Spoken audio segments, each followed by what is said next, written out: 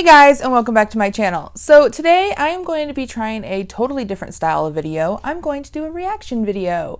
I'm still trying to figure out exactly what I want to do on my channel because, I figured out my groove on TikTok, but I'm over here now and I'm really just trying out new things and kind of trying to see what sticks. So if you guys like any of the new contents I'm putting out, please leave a comment, leave a like, let me know. I'm seriously trying to find my way here, so please bear with me while I find my groove. But so today I thought I would do a reaction video. I'll be reacting to things that celebrity chefs won't eat. I'm a huge Food Network enthusiast. I've been watching it for freaking ever, like literally growing up.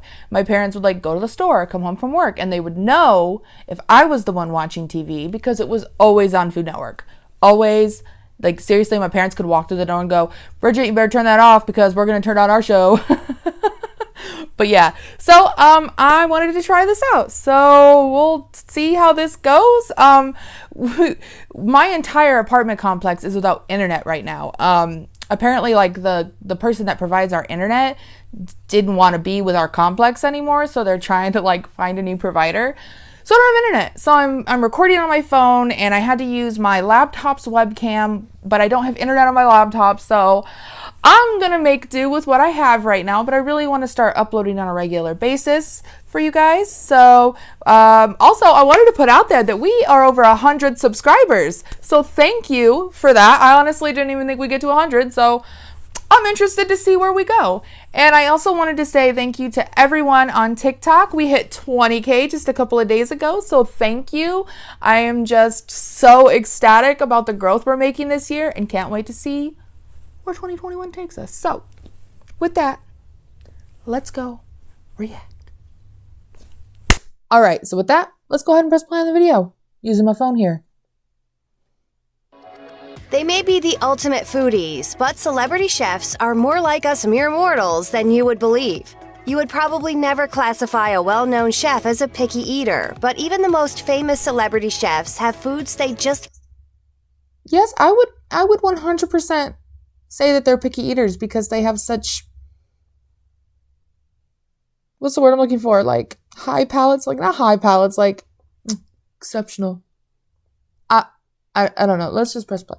Can't stand, and some of them are definitely not what you would expect. Truffles might be right up there at the top of the list when... Man, I watch cooking shows all the time because I love cooking, and I just know how much they hate white truffle oil.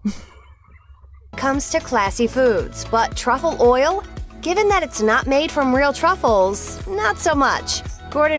Yeah, isn't it owned by a company that makes perfume or something? Why are people using it in food? Ramsay and Joe Bastianich both made their feelings about truffle oil perfectly clear in one 10... I know I keep pausing. I'll stop here in a minute, but I love MasterChef. I've seen every season of it more than once. One day, I really do have a dream to go on a cooking show one day, but we'll see how that dream turns out. This episode of MasterChef. When one contestant drizzled her dish in white truffle oil, they didn't pull any punches. Bastianich walked over to her station and threw Savagery.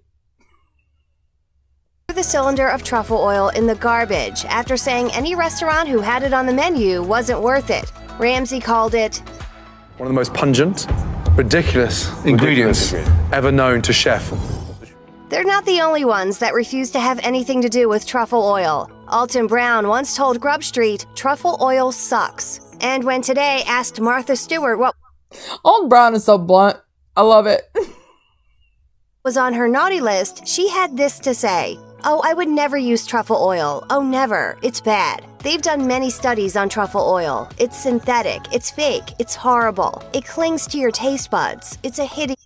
I don't know if any of you have ever tasted white truffle oil, but it is awful. It is awful. I've only tried it once, and that is literally because I was so curious from watching it on cooking shows, and it was I expected this earthiness, but that's not what I got. This thing. Anthony Bourdain was on the list of truffle oil haters too, once calling it about as edible as Astroglide and made from the same stuff.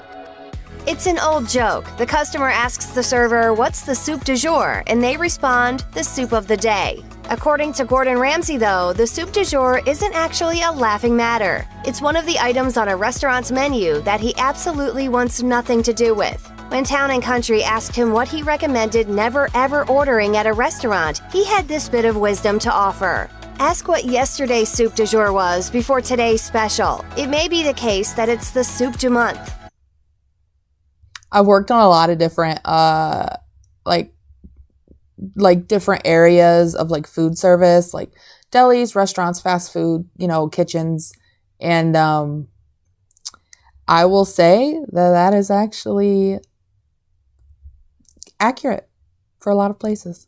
So the more you know.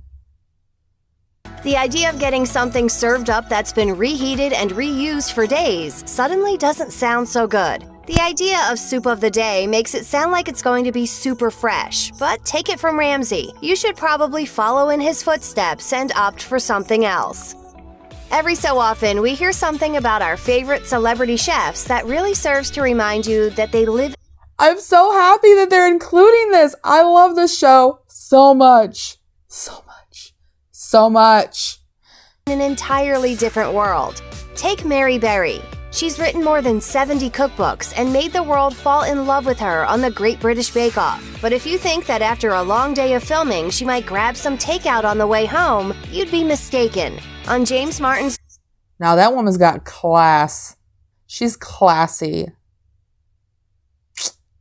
Never expected her to eat fast food, so... Christmas with Friends, she remarked, "You won't believe this, but I haven't ever had a takeaway." Berry has been vocal about her belief that Britain, quote, orders in and eats out way too much and should start making more home-cooked meals.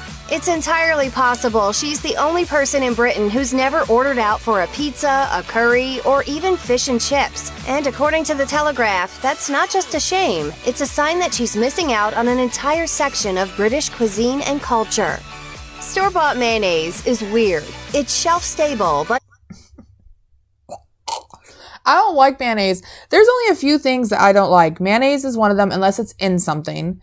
What else don't I like? Brussels sprouts, because I don't like the texture. And like sardines. Eggs. I don't like eggs unless they're in something. But other than that, I like everything. Literally. It's filled with all kinds of things that definitely aren't. Do you know who else thinks so? Rachel Ray. She said on The Rachel Ray Show, "We did not grow up with mayonnaise in my house. We just didn't have it around. It's weird to me. The consistency is weird to me." But she's fine with mayo and aioli as long as she makes it fresh. And according to the Huffington Post, there's a lot of people who can't stomach the idea of mayo. They chopped it up to a few reasons. It's an inanimate object that shouldn't wiggle, but does, that whole room temperature thing, and it just looks like something that's going to make us sick. Yum. Lentils are basically edible seeds, according to Healthline. They're a part of the legume family and extremely nutritious. While they're packed full of vitamins, nutrients, protein, and iron, that they're a perfect thing to add to a vegetarian diet, none of that will ever convince Bobby Flay to put them on his menus. He told the New York Times, "Whenever I tell somebody I hate lentils, they're shocked. There are a lot of lentil fans out there." And it's not just a personal hate. Flay dislikes lentils so much that when he opened Bar Americain, he vetoed a beet and goat cheese salad, and it got the axe based solely on the fact that it contained lentils. That's Why? I can totally see him doing that. not to say you'll never get lentils at one of his restaurants. When the boss is away, it turns out that the chefs will indeed play. He stated, "When I go on vacation, they run specials on lentils." Now you know how to tell if he's out of town.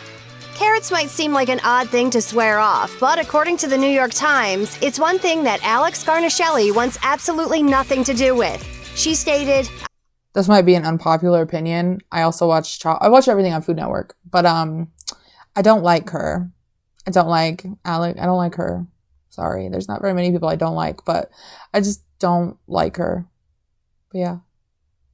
"I will serve baby carrots, but once it gets over 2 inches long, I break into a cold sweat." Why? Early in her career, she was a sous chef at an upscale Paris restaurant. Julienne carrots were always on the menu.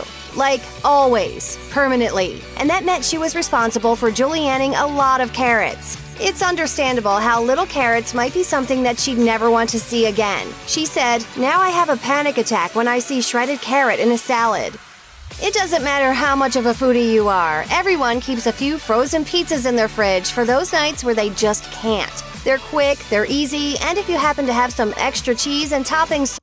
You know, speaking of frozen pizzas, I am so happy there are so many different kinds of gluten-free frozen pizzas. Also, my camera shakes when I move. I'm sitting in my recliner because I'm lazy as throw on. They're usually not terrible. But Ted Allen says that he absolutely won't eat a frozen pizza. He told Time, "People should not eat frozen pizza, ever. It's terrible. All of it's awful, just packed with the lowest quality ingredients, lousy sauces, and they're overpriced for what they are. It's not a good product. There's so much sodium, so many calories, and artificial crap and preservatives." And it's not exactly pizza either. Thank you. It's almost Thank you, Industrial Revolution. We have you to thank. pizza. Come on, that's pizza. No, it's very nearly pizza, but not quite. But sometimes you just want something that will cook itself in the time it'll take you to find something on Netflix. Alan has a suggestion, and it's pretty brilliant. Next time you order out for a pizza, order an extra one. Individually wrap the slices and freeze them. If there's one thing that American cuisine does right, it's breakfast. There are just so many options, from breakfast sandwiches to yogurt parfaits to stacks of pancakes with a side of bacon. But there's one chef that refuses to eat any of those things, and that's Ina Garten. She told Bon Appetit, "I've had the same thing for breakfast every single day for 10 years. Coffee and McCann's quick-cooking Irish oatmeal with lots of salt. I don't want it to taste like wallpaper paste." That was in 2017, so by now she's had well over 4,000 cups of coffee and bowls of oatmeal. That's a lot of oats. At least they're good for you. The barefoot Contessa might not have any donuts hanging around her house, but for all the breakfast foods she doesn't eat, there's 4 things that she says are always in her freezer: homemade stock, soup, vanilla Haagen-Dazs, and Grey Goose vodka. Sounds like a party. Check out one of our newest videos right here. All right, and we're back. So anyways, I hope you guys liked this video. If you did, make sure to give it a big thumbs up and subscribe if you haven't. Make sure to hit that bell so you can get notified about my next video. And like I said, any requests, any comments, any ideas, just, message, comment, hop on TikTok, send me a DM, comment on there. And I will basically, I'm willing to try anything. So anyways, with that, as always, stay wild, my guys.